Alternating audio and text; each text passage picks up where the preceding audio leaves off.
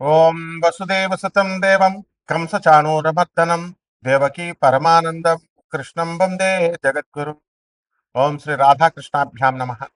కృష్ణం వందే జగద్గురుం, అర్జునం వందే జగదే కబీరు. ప్రతి మనిషి కూడా అప్పుల్లో ఉన్నానండి. మరి ఈ అప్పుల బాధ నుంచి నేను ఏ విధంగా బయటపడాలండి అని ప్రయత్నిస్తూ ఉంటాను.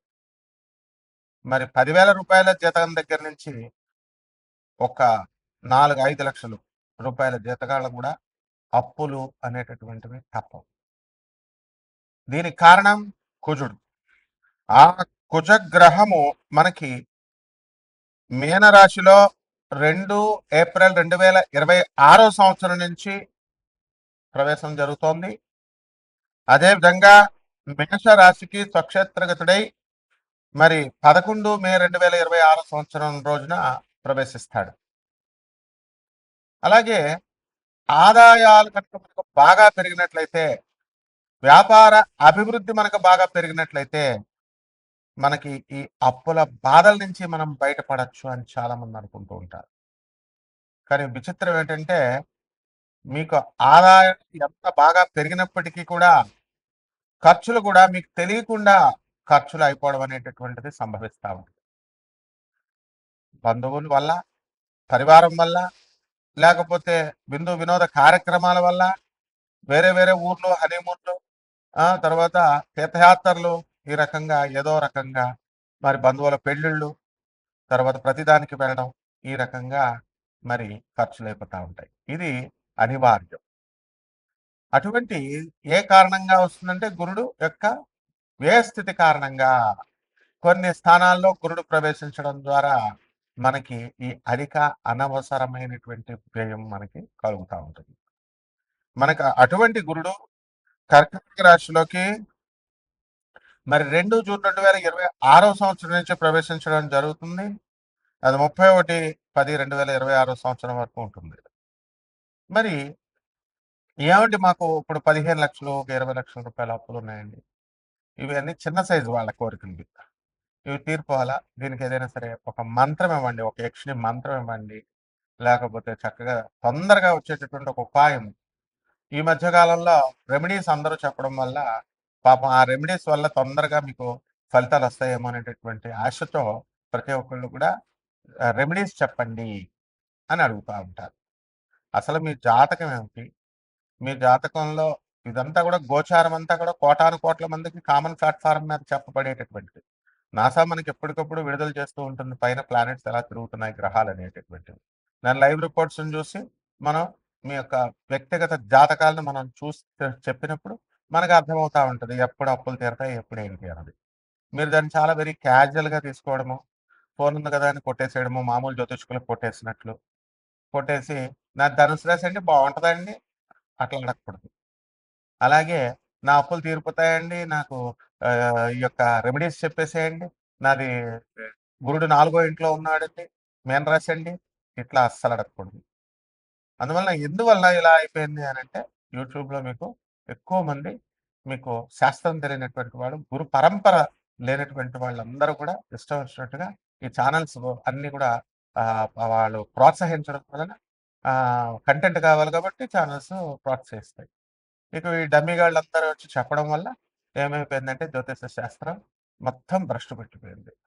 మీరు కూడా వాళ్ళు వాళ్ళ ప్రత్యేకత ఉండాలని గురుడు 4 ఇంట్లో, 6 ఇంట్లో శని ఇలా చెప్తుంటే మీరు కూడా మరి పోనీ ఇన్ని సంవత్సరాల నుంచి పెట్టుకున్నారు. మీ అప్పులు తీరినియ్యా? ఇన్ని సంవత్సరాల నుంచి ఉంటున్నారు. మీ అక్రమ సంబంధాలు అలాంటివి ఏమన్నా మానుకున్నారా? ప్రవచనాలు వింటున్నారు. ఎంతోమంది ప్రవచనలు చాగంటి గారు వీళ్ళందరూ కూడా ఎన్నో సంవత్సరాల నుంచి చెప్తున్నారు.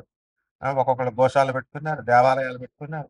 వాళ్ళకి అబ్బాయి గురువుగారులంటే డొనేషన్‌లు ఇవ్వాలండి. ఇస్కాన్ వాళ్ళండి వాళ్ళు ప్రతి తిథికి కూడా నరసింహస్వామి బర్త్‌డే ఈరోజు డబ్బులేసేయండి అన్నదానం చేస్తాం. ఈ రకంగా తయారైపోయినాయి మొత్తం అన్ని సంస్థలు కూడా. మరి దానివల్ల ఆధ్యాత్మికత భ్రష్టత్వం అయిపోయింది.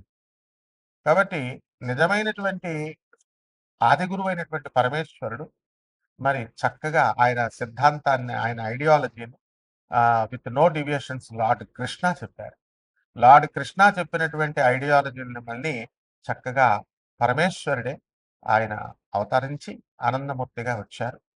మరి ఆయన ఈ కలియుగాంతానికి మనకి భగవంతుడు కలియుగాంతం వరకు కూడా ఓం నమో వెంకటేశాయ అని అంటాం. వెంకటేశ్వరుడే కలియుగానికి అధిపతి అని చెప్తాం. కలియుగ దేవుడు అంటాం. అలా కలియుగం తర్వాత నెక్స్ట్ ట్రాన్సిషన్ జరుగుతుంది.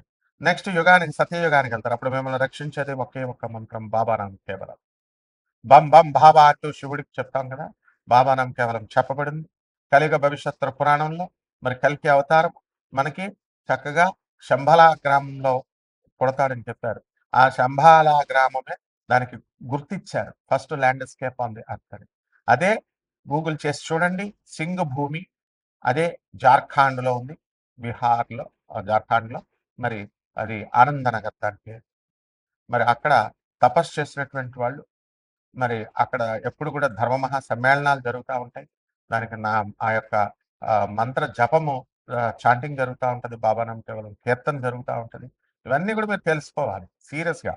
ఎందుకంటే లార్డ్ కృష్ణ మధురలో పుట్టాడు, దట్స్ ఆల్. గోకులంలో పెరిగాడు. రాముడు అయోధ్యలో పుట్టాడు, అయోధ్యలో పెరిగాడు, అంతే. దానికి రామాయణం మైథాలజీ ఇది కల్పితము, కావ్యము, కథితము. శంభాల గ్రామం హిమాలయ పర్వతాల అవతల ఉంటుంది, అది ఎవరు వెళ్ళలేరు, ఊహకు అందదు. ఇలాంటి పిచ్చి పిచ్చి ప్రేలాపనలు చెప్పకూడదు. మీకు తెలియనప్పుడు నోరు మూసుకొని ఉండాలి, ప్రవచనకారులైనా స్వామీజీలైనా. అది తెలియనప్పుడు గూగుల్ జియోలాజికల్ ఎవిడెన్సెస్ ఉన్నాయని చెప్తోంది. ఎన్జిఆర్ఐ ఇచ్చింది certification, geological survey of India. గూగుల్లో చూడండి సింగ్ భూమి అని. Then how dare you are saying that చంబాల అనేటటువంటిది అక్కడెక్కడో హిమాలయ పర్వతాల అవతల ఉంటుందని చెప్తారు. అది ఊహాజనితం అని చెప్తారు. కలియుగ భవిష్యత్తులో పురాణాలన్నీ ఊహాజనితాలా? బ్రాహ్మణులు రాశారంటారు ఒకడు, వేదాలన్నీ కూడా ఏ 4 శ్లోకాలు చెప్పేసి ఇవన్నీ కూడా ఆవిర్భవించేసి శివుని యొక్క గంట ఢమరక నాదం నుంచి వచ్చినాయి అని చెప్పేటటువంటి వాళ్ళంతా ఎందుకు? రాముడు కల్పితం, రామాయణం కల్పితం అన్నప్పుడు ఎందుకు నోరెత్తట్లేదు? సో మీ జీవితాలు బాగోవాలంటే ఇలాంటివన్నీ, ఇలాంటి అశాస్త్రీయమైనటువంటి అవైదికమైనటువంటి ప్రవచనాలు చెప్పేటటువంటి వాళ్ళ ప్రవచనాలు విన్నా నాశనం అయిపోతారు. కాబట్టి ఇక్కడ మనకి స్వామి వివేకానందుల వారు చెప్పారు, రామకృష్ణ పరమహంస చెప్పారు, తర్వాత మన ప్రభాత్ రంజన్ సర్కార్, ఆనందమూర్తి గారు, తర్వాత పరమహంస యోగానందుల వారు, రమణ మహర్షి, జగద్గురు ఆదిశంకరాచార్యులు వారు, రామానుజాచార్యులు వారు, వేడ ప్రవచనాలు వినండి. ఇప్పుడున్న వాళ్ళు ఎవరిష్టం వచ్చినట్టు వాళ్ళు చెప్పే ప్రవచనాలు ఎందుకు వింటారు మీరంతా? ఏం మార్చారు? మీ జీవితాలను ఏం మార్చారు వాళ్ళు? ఏం మార్చగలరు వాళ్ళు? ఇంకా ఎదురు మీకు కాశీలో మడి భోజనాలు పెడతాం, కింద హాల్ కడుతున్నాం, డబ్బులు ఇవ్వండి, పైన కింద ప్రవచనాలు చెప్పిస్తాం. ఇంకా ఇంకా ప్రవచనాలు చెప్పేవాళ్ళు లేరా? అశాస్త్రమైన ప్రవచనాలు చెప్పిస్తావా? సో పైన మనము ప్రవచనాలు చెప్పేటప్పుడు పైన మనం ఏం చేస్తాము, మళ్ళీ ఈ యొక్క హాల్ కడుతున్నాము, మడి భోజనాలు పెడతాము, కింద ప్రవచనాలు కట్టిస్తాము, ఇట్లా చెప్తున్నారు. సో ఇవన్నీ కాకుండా మీ అప్పుల మార్గాలు తీరాలన్నా, ఈ యొక్క ఆదాయాలు పెరగాలన్నా డైరెక్ట్గా శివుడి యొక్క ఐడియాలజీని మీరు ఫాలో అయినప్పుడు, కృష్ణుడి యొక్క ఐడియాలజీని మీరు ఫాలో అయినప్పుడు మాత్రమే వస్తుంది.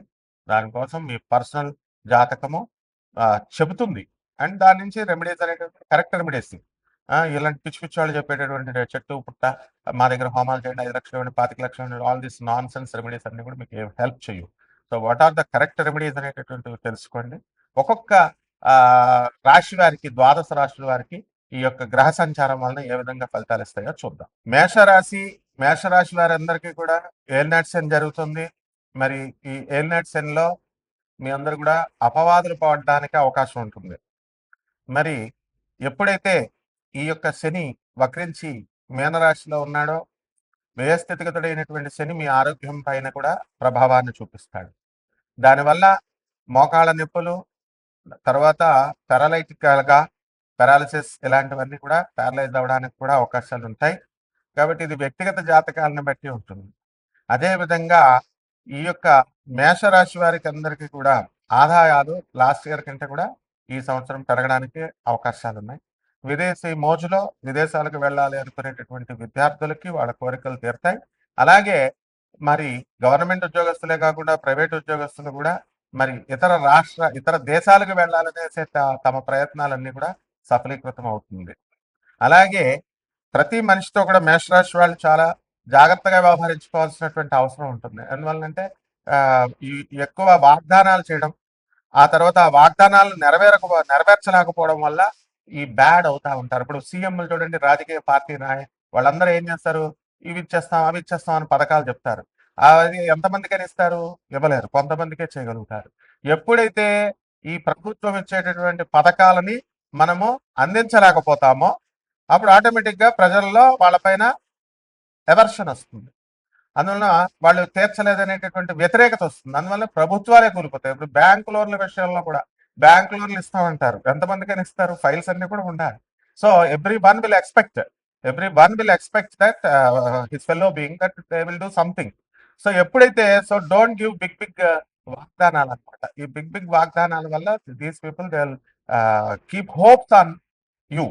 ఎప్పుడైతే ఆ హోప్స్ మీరు నెరవేర్చలేకపోతారో అది వ్యతిరేకత వస్తుంది. ఇదే ఏంటంటే ప్రభావం.